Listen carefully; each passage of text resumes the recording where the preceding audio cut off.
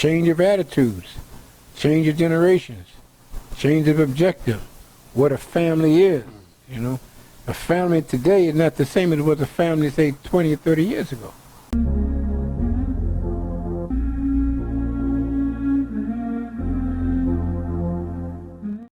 All right, so you've elaborated greatly on women in general. One of the things that crossed my mind, bro, is that, and I had this conversation, I forgot with who, but, and I've talked about this before, because, again, in line with male-female relationships, marriage, discussed the current relationship and marriage crisis, right? And I just went into the whole historical experience I've had with this last relationship that you're hearing for the first time today after all these years. The conversations that I had with some friends of mine, male and female, I think female to a large extent, was, like, the thought process went in was, I didn't really know about relationships, Pop. And I'm tying that into, I don't think we've ever had a real father to son, birds to bees conversation. You know what I mean? Mm-hmm. The closest that I remember us having any conversation about women and intimacy was with women was back in the 90s when I think I just turned 18 or 20 or 21 within that 3-year range. And you bought me a box of prophylactics. I remember that. That was a shock to me, you know. But the way you raised me, like, I'm not sure if you thought my mother had the conversation with me about the birds and the bees, but there's only so much she could share with me from a woman's perspective. But from you let me, because I want to make sure that I'm clear and I'm clearly understood. You were very clear with me about my culture. And I shared that, you know, you saw that in the video, early video with Stolen Legacy, and that had a profound impact on me. First World Alliance, profound impact on me. My manhood in regards to the importance of football and teamwork and things of that nature, profound. Thank you, because it really helped me and shaped me into the man that I am today. In addition to how my mom raised me to laying that foundation. But what I was sharing with my friends was, and what I was thinking about and processing was, you know, I guess on some level I wish that you could have shared with me or were able to share with me. Maybe, you know, you just couldn't because you didn't know. You can't give somebody what you don't have, right?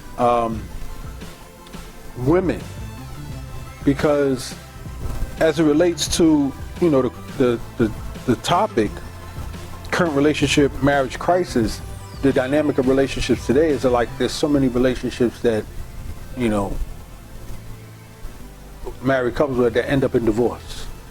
And you have the baby daddy and baby mama syndrome and the stuff going on with family court and stuff like that, which is crazy. But the point I'm trying to get to, Pop, is sometimes I feel like, oh, I wish you was able to share this with me, or you knew the type of women that are out here. And I know you only know women from the standpoint of your generation.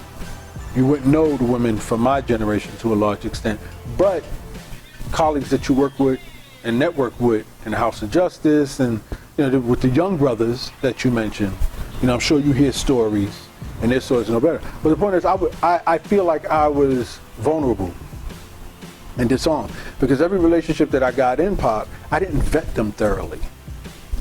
You know what I mean? I assumed all women were like my mother, is the point I'm trying to make. All women were, not to say my mother was perfect, you know, all of us, we're not perfect, we all make mistakes, but from what I saw of my mother and how she raised me and how you chose her, or like you just said, she chose you, she was watching you the whole time, that I wish that I viewed women from a certain skeptical lens. Right? Because I invested anywhere between 2 years to 10 years with women who didn't have my best interests at heart, whether they realized it or not. And to a large extent, didn't even know the proper role of a wife. You understand what I'm saying? My failure was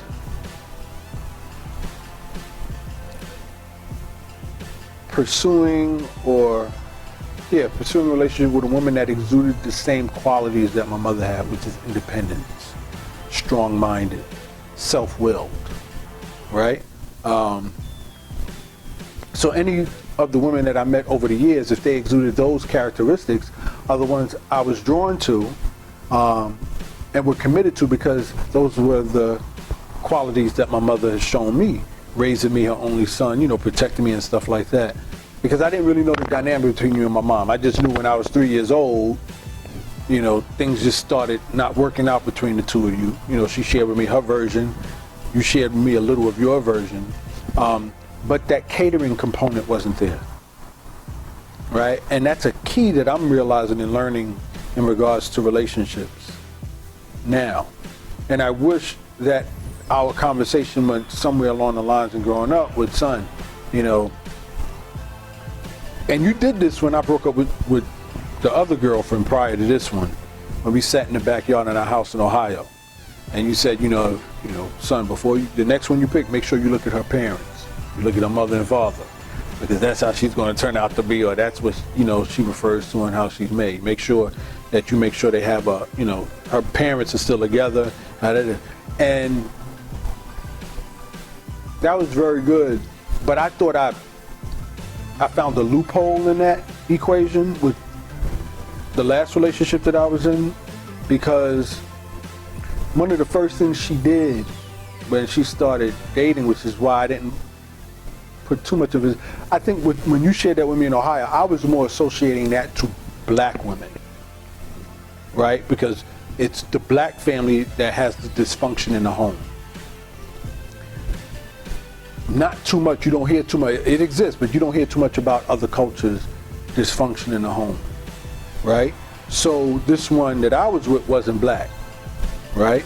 And one of the first time she came over to my place in White Plains, Pop, you would be surprised, she was on her knees folding my clothes. She exuded catering to the fullest extent.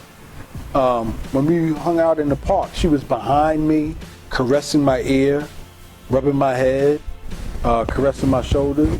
I mean, all that was like in that umbrella catering. She was very gentle, she was very humble, she was very catering. But what I failed to realize is everybody has a representative that they show you when they first meet you. You don't really meet the first person. So that, for women, that's to hook you in. Once they got you hooked, like in marriage, then they flip the script. But I didn't know about that, Pop. So I used that as my gate. Oh, okay, this is how it's going to be. But once it started to change, I guess I was so far in, you know what I mean? And because she exuded that from the beginning, I thought that existed. And I thought all women, like I said, was like my mom and had that nurturing component, because my mom raised me and nurtured me, her son. You know what I mean? So I just thought all women came with that. I thought that was a given with all women.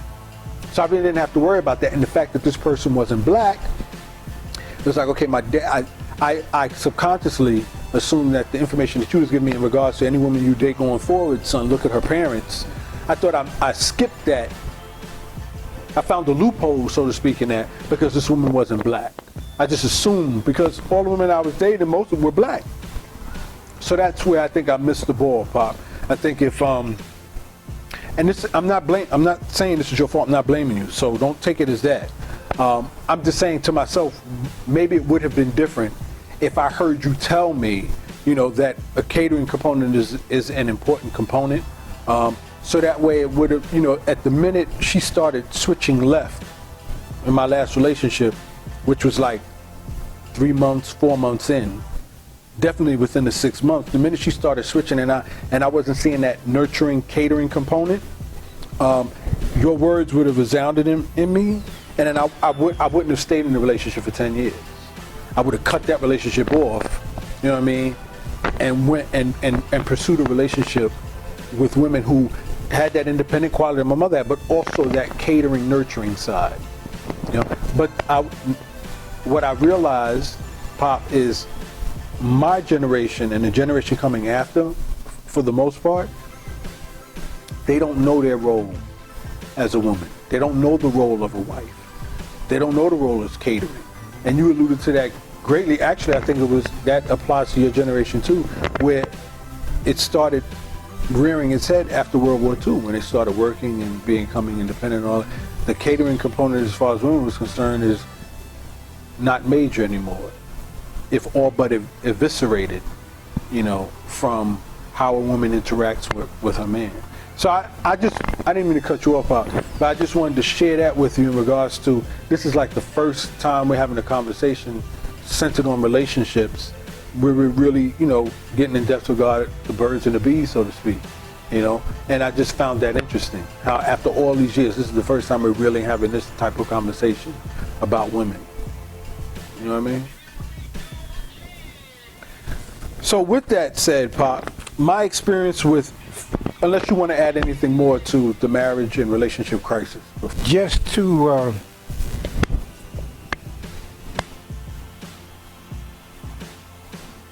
add on to the generations changing and the attitudes with male-female relationships and marriage,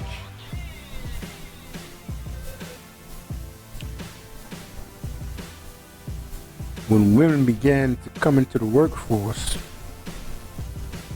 like I say, and start gaining salaries, that's when the attitude changed, which was to be expected. And then too, at that time, that generation, the daughters coming up at that time under their mothers, seeing how they were treated by their fathers.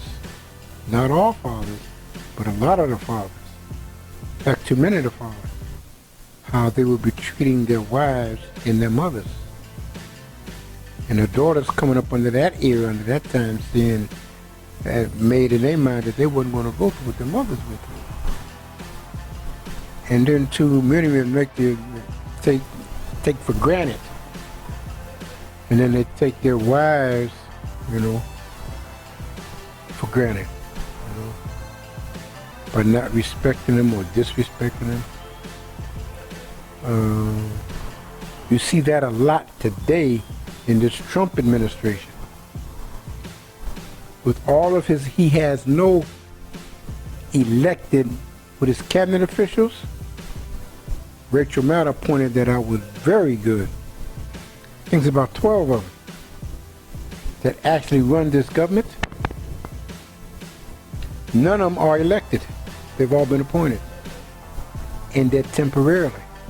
They're not permanent. And all of his cabinet officials, the men, are being brought up on charges. Some by their wives, some by their ex-wives, and some by both wives and ex-wives. How they've been beating their wives physically, to the point where some of them had to go to the hospital. This is today, and this is among the white folks, Trump's administration. See, a lot of this stuff that with this Me Too movement, with the women's movement, it is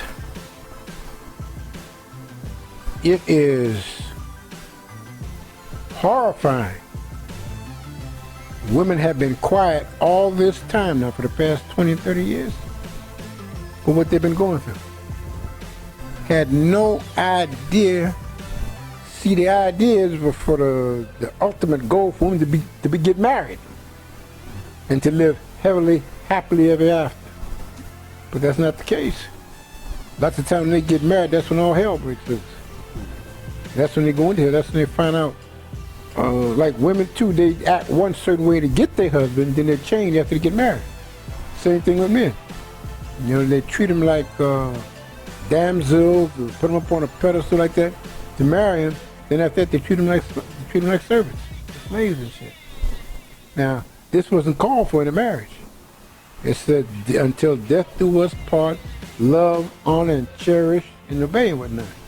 But that's not the case. And all that's been hidden before. And with this Me Too movement, women coming up what they've been going through, shit is horrifying. And I'm saying, I'd be damn, I had no idea. Not even a clue. Not all women, but most of them. What they've been going through in the marriage and whatnot. Shit. And the last time I bought it, I say the roles have changed, because now since women have jobs, they don't have to take what you said. Look, I'm bringing in my own money. You know, where I had to cater to you before, you would give me an allowance, you know, to take care of the house and the children and whatnot. But now, I don't need your allowance, I got my own money. Mm-hmm. And then,